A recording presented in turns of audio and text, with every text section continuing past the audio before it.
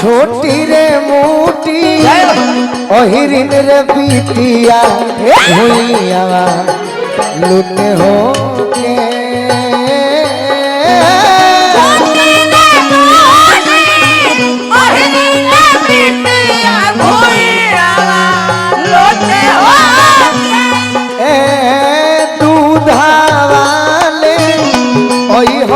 बिटिया और घिया के हो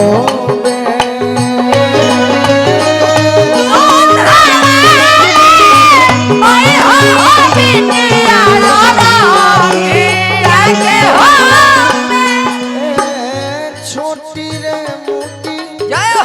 कुम्हैन रे बिटिया भुइया हो से काम करो लोटे हो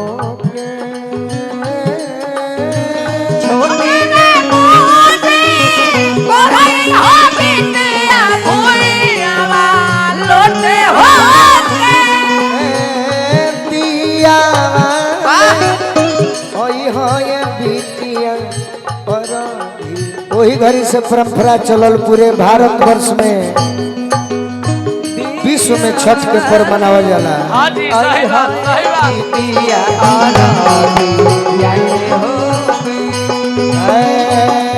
प्रेमा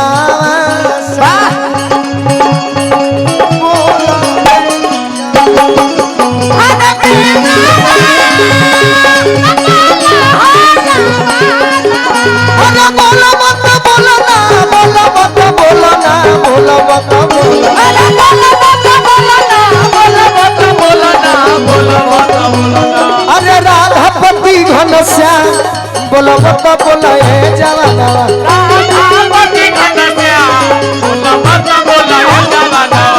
रथ बाबा के नाम प्रेमावा से बोलो हे जवाना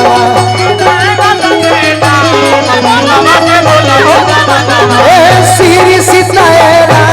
बोलो बता बोलो हे जवाना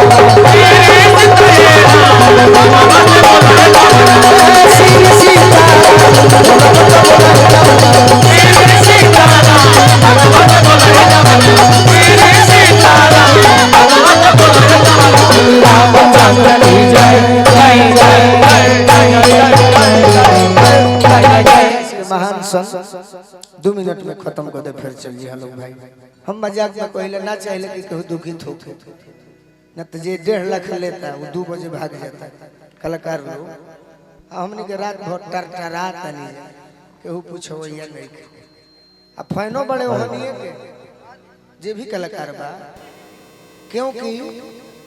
उसको मतलब नहीं है श्रोता से उसको मतलब किससे है केवल पैसा से। सही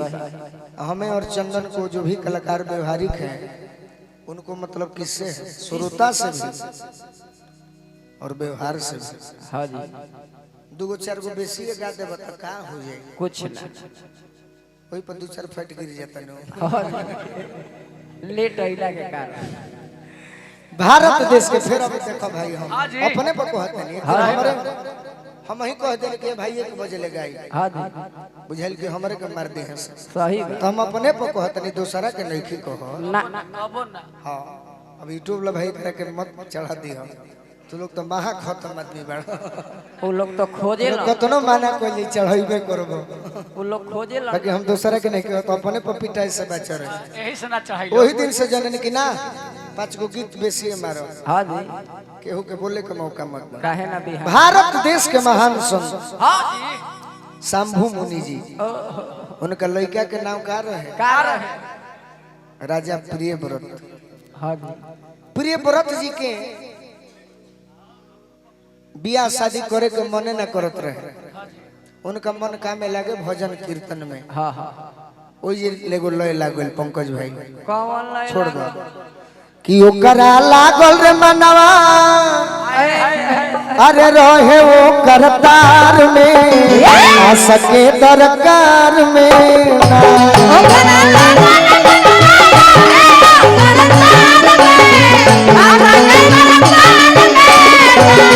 ओकरा लागल रे मनवा रहे वो करतार में आ सके दरकार में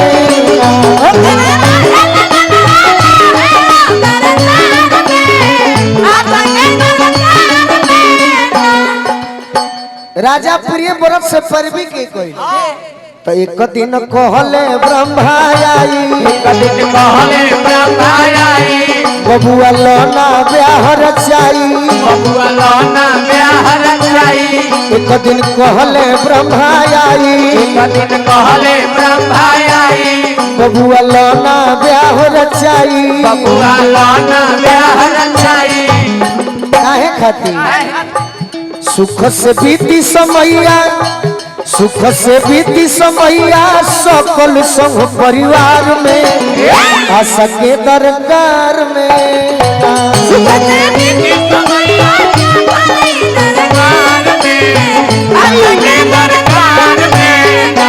सुख से बीती समैया सकल संग परिवार में प्रसंग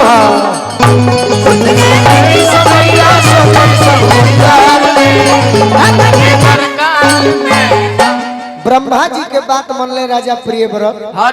बिया हो गई पत्नी घर में अली जेकर नाम का रहे मालिनी मालिनी जो सही घर में अली तो कुछ दिन बियाह के बाद उनका एगो पुत्र के इच्छा होखे लागल तो राजा पूछले कि रानी एगो तो बियाह ना करत रही आ कुछ नहीं बात पुत्र खातिर बेचैन हो गई काहे खातिर पुत्र चाहिए रानी जवाब देता रीनू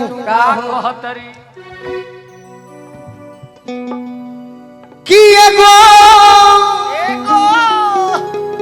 अरे होई तन बबुआ गोदिया में अरे खेलई तीरा जी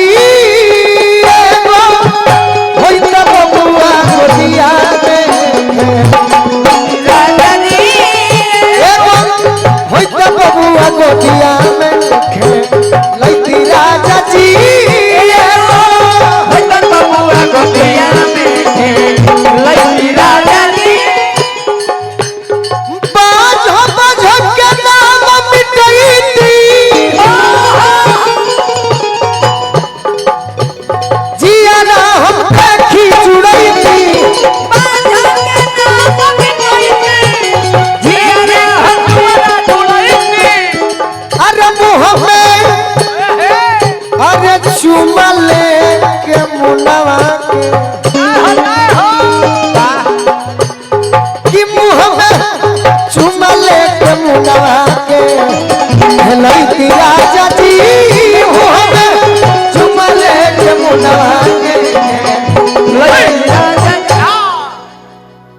प्रभु जी के कृपा भई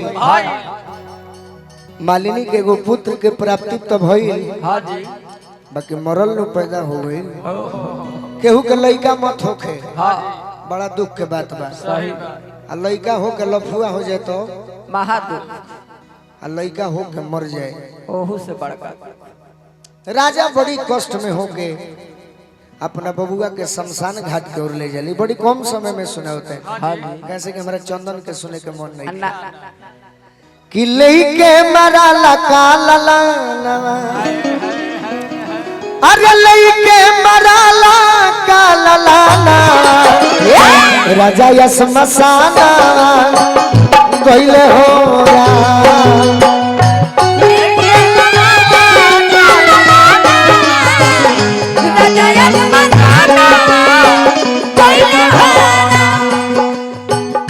झर झर बहले नयना राजा जी जवाना भइले हो झर झर बहेला नयना राजा जी जवाना भइले नेरा जो सही राजा अपना बबुआ के गड़हा खोन के दफनावे के कोशिश कैले ओइजे एगो देवी प्रगट होके कहली कि राजा रुक जाओ राजा पूछले कि तुम कौन हो कहले कि राजा मुझे लोग खष्टी माता कहते हैं मैं तुम्हारे पुत्र को जिंदा कर दूंगी चलत रहा मैं तुम्हारे पुत्र को जीवित कर सकती हूँ लेकिन एक शर्त है कार्तिक मास में तुम्हें छठ का व्रत करना पड़ेगा तुम्हारा पुत्र जी जाएगा। अच्छा लेकिन माई जी याद हो जौन कहबो तौन करो। हाँ जी और चक्के में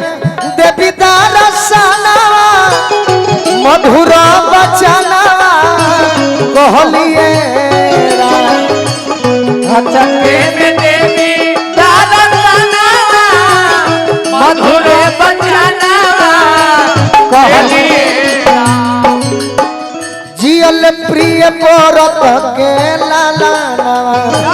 जियल प्रिय परत के लाला खुशई जहाना भइल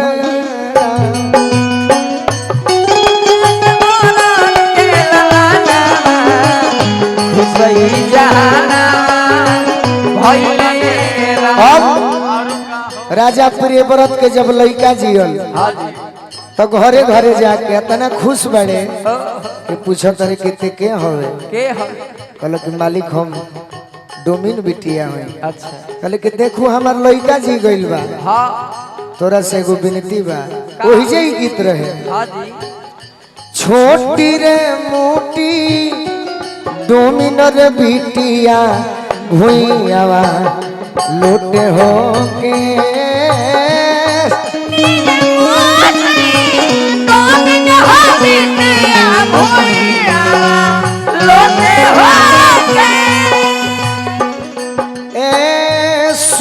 सुपावाले ओई हो ये बिटिया और घी या के हो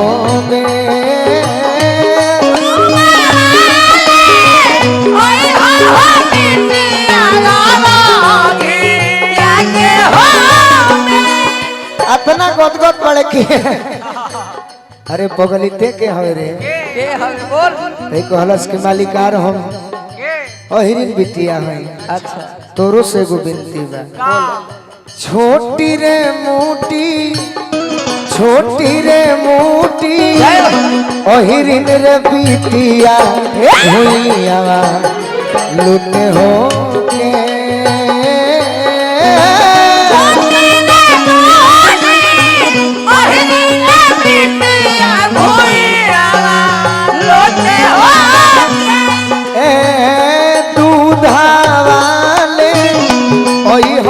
बिटिया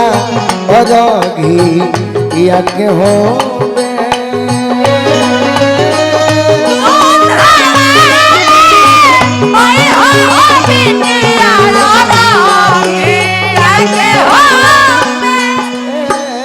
छोटी रे मोटी कुम्हैन रे बिटिया भुइया हो से काम करो लोटे हो के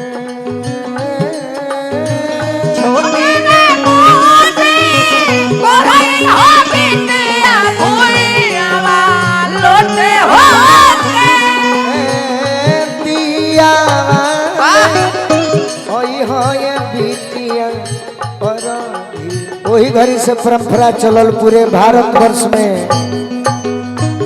विश्व में छठ के पर्व मनावल जाला।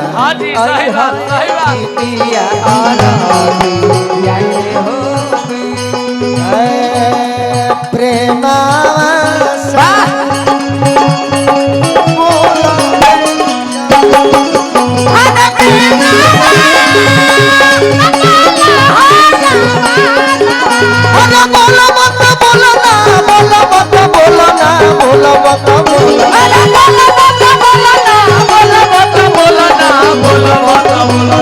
अरे राधापति घनश्याम बोलो मत बोलो हे जवाना